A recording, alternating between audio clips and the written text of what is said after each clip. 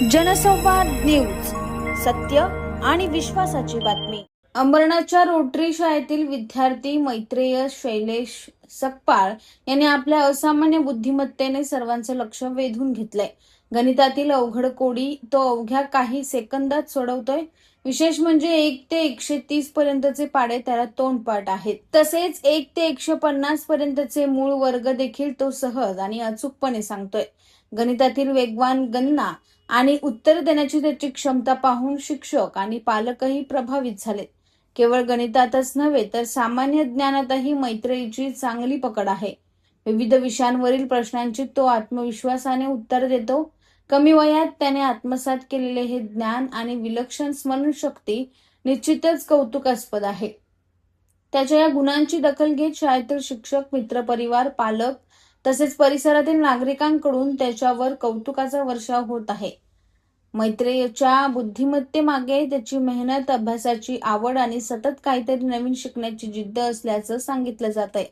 भविष्यात त्याला योग्य मार्गदर्शन आणि प्रोत्साहन मिळाल्यास गणित, सामान्य ज्ञान आणि इतर शैक्षणिक क्षेत्रात तो निश्चितच मोठी कामगिरी करू शकतो, अशी अपेक्षा व्यक्त देखील केली जाते। विद्यार्थी दशेतच अभ्यासाविषयीची त्याची ही आवड अनोखी असून त्याला शाळेतून देखील योग्य प्रोत्साहन दिले जाईल, अशी प्रतिक्रिया शाळेच्या मुख्याध्यापिका यांनी दिली आहे।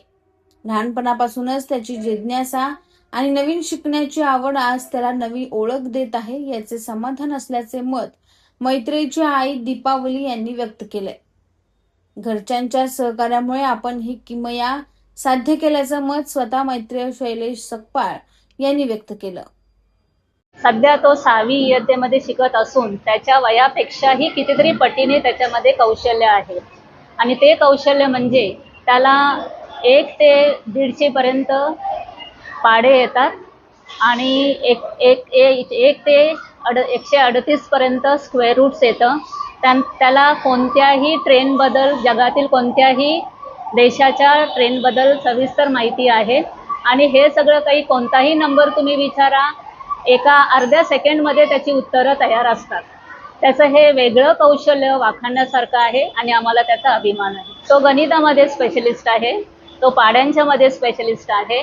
तो अंकगणित असू दे किंवा पाडे असू दे किंवा जनरल नॉलेज त्याचं पॉवरफुल आहे। आता सध्या तुम्ही काही त्याला विचारू शकता, कोणताही नंबर द्या, त्याचा स्क्वेअर विचारा, कोणताही नंबर द्या, त्याचा टेबल विचारा किंवा कोणतीही ट्रेनबद्दल माहिती विचारा, तो लगेच तुम्हाला ताबडतोब सांगेल। त्याची शहानिशत आपण करू शकतो। आम्हाला खूप अभिमान वाटतो त्याचा, कारण इतक्या लहान वयामध्ये आमच्या शाळेचं नाव तो उज्ज्वल आता करतोय आणि फ्युचरमध्येही करेल, ही खूप मोठी अपेक्षा आम्हाला त्याच्याकडून आहे। मी स्क्वेअर नंबर, स्क्वेअर रूट्स आणि टेबल्स बोलतो। आता जर मी नंबर घेतला 15376, हा 124 चा स्क्वेअर रूट आहे। 131 जा 130, 132 जा 260, 133 जा 390, 134 जा 520, 135 जा 650, 136 जा 780, 137 जा 9110, 138 जा 1040, 139 जा 1170, 130 जा 1300।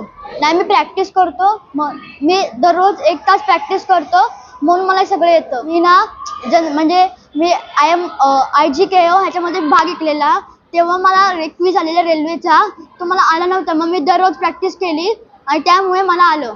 पुढे डॉक्टर व्हायचं। ॲक्च्युली मला 15 दिवसापूर्वी त्यांनी मला सांगितलं की मला 128चा टेबल येतोय वरून। तर मी म्हटलं ठीक आहे, बोलून दाखव। तर त्यांनी मला बोलून दाखवला।